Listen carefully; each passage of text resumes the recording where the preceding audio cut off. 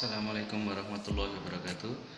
Baiklah anak-anak, untuk mata pelajaran PKK produktif kali ini Pak Engki membuat ini charger ya, charger bisa dari sini, charger untuk pengisian aki ya. Charger untuk pengisian aki. Nah, bagaimana cara membuatnya akan Pak Engki jelaskan. Jadi komponen utama dari charger adalah ini trafo ya. Trafo dengan masukan 220 bisa kelihatan ya. Ya ini 0 ya. Kemudian di sininya nggak kelihatan ya. Nah, itu 220 ya. Jadi ini inputannya dari listrik rumah ya, atau listrik yang ada di kantor, di bengkel itu 220. Kemudian keluarannya di trafo ini adanya 12 volt sama 18 volt. Bentar, nggak kelihatan ya. Nah, pokoknya keluarannya ini 12 volt ya. Kemudian ada 18 volt. Karena kita menggunakan dioda kiprok ya, maka yang kita ambil dua terminal ini. Di sini 12 volt, di sini terminal CT atau center tap ya istilahnya. Terminal CT dan 12 volt. Di sini juga 12 volt, ambil dari sini juga boleh.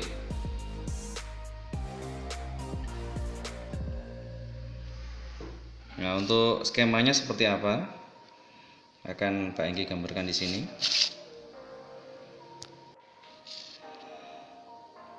Kurang lebih skemanya seperti ini ya.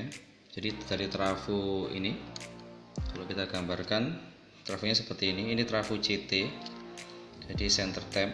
Karena yang ada adalah kiprok, dioda kiprok ya, dioda yang ini putih ini, kotak ini, kotak ini skemanya adalah 4 dioda. Jadi ini udah jadi satu kesatuan kalau kiprok ini ya, jadi satu kesatuan. Jadi masukan dari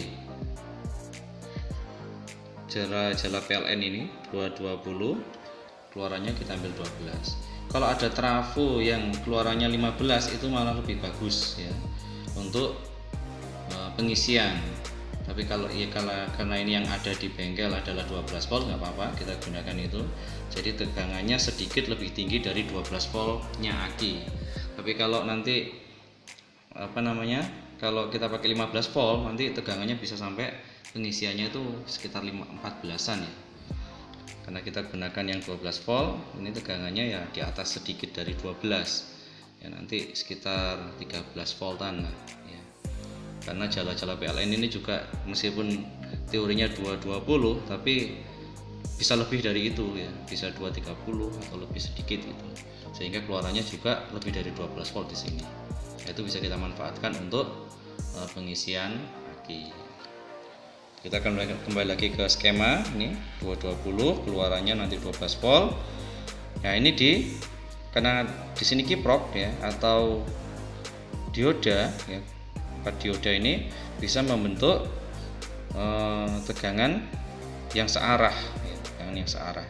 Ini sudah Pak Engki jelaskan di mata pelajaran PSKK ya, tentang penyearah gelombang, baik setengah gelombang atau gelombang penuh. Nah, kalau ini adalah penyearah gelombang penuh.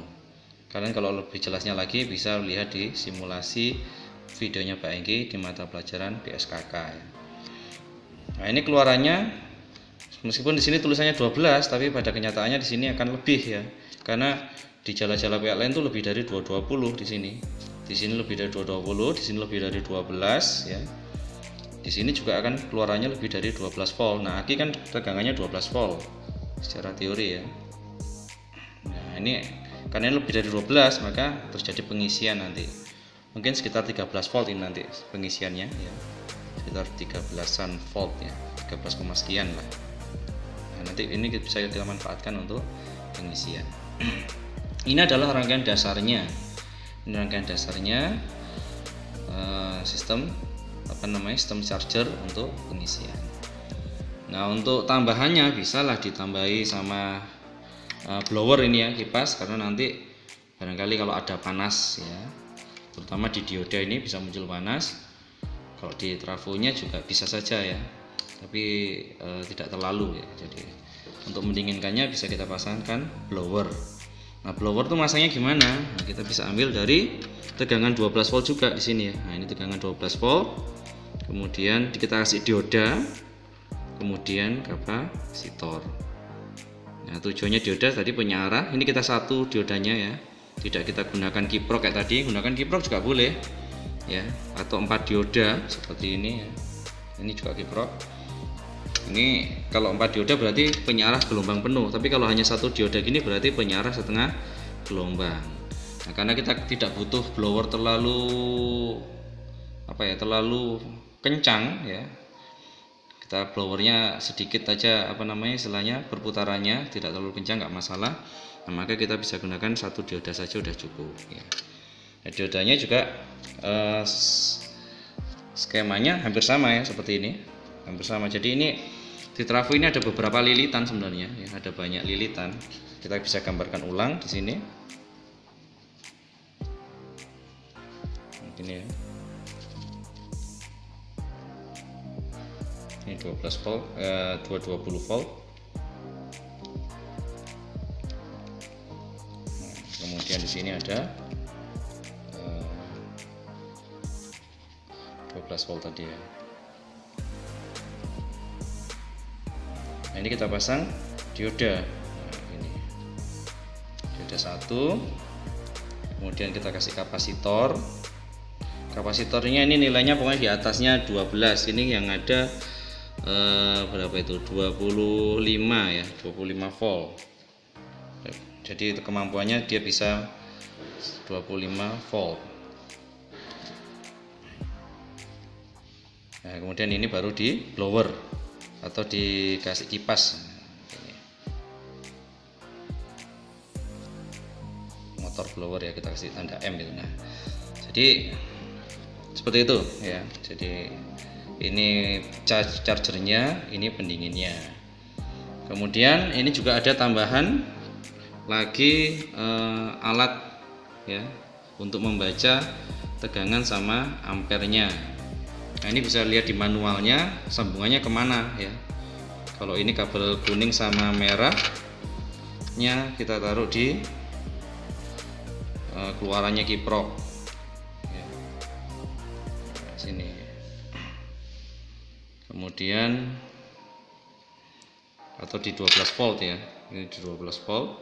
Kemudian yang kabel merahnya, nah ini kita sambungkan ke terminal negatif dari baterai. Kemudian yang kabel merah, kabel hitamnya, ini kabel hitamnya kita taruh di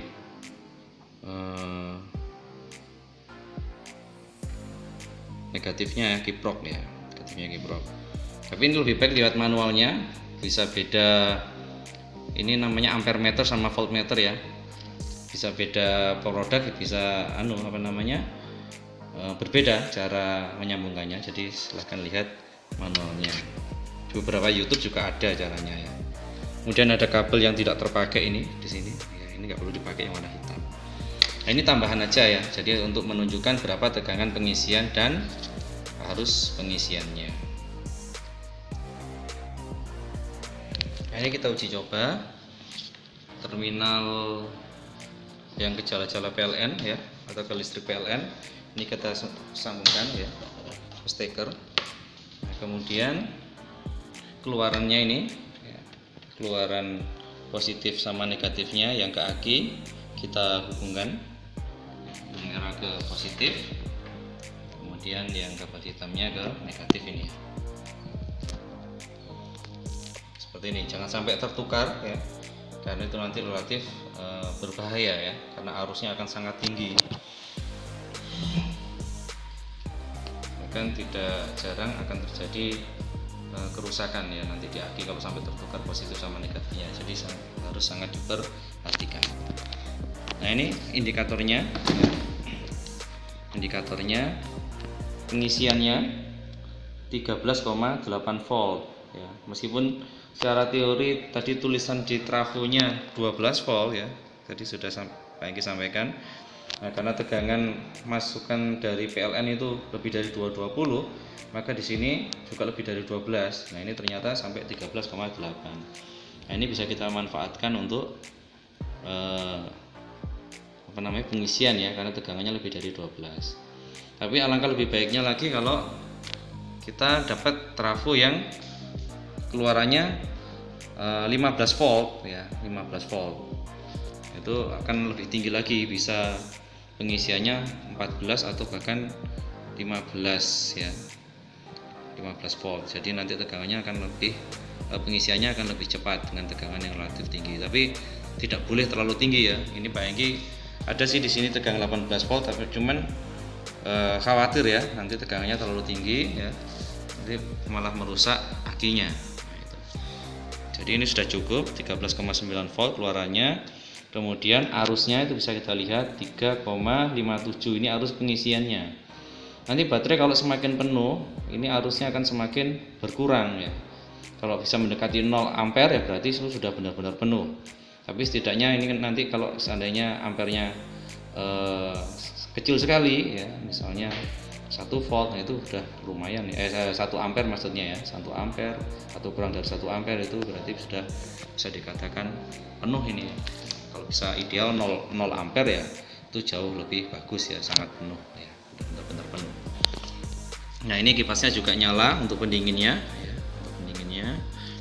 Kemudian itu sebagai tambahan aja ya, tapi kalau bisa ya memang dikasih kipas, karena kalau sampai panas nanti akan merusak sistem, apakah trafonya, apakah diodanya ini ya. Ini dioda, ini trafonya. Ya seperti itu penjelasan Pak Engki mengenai charger.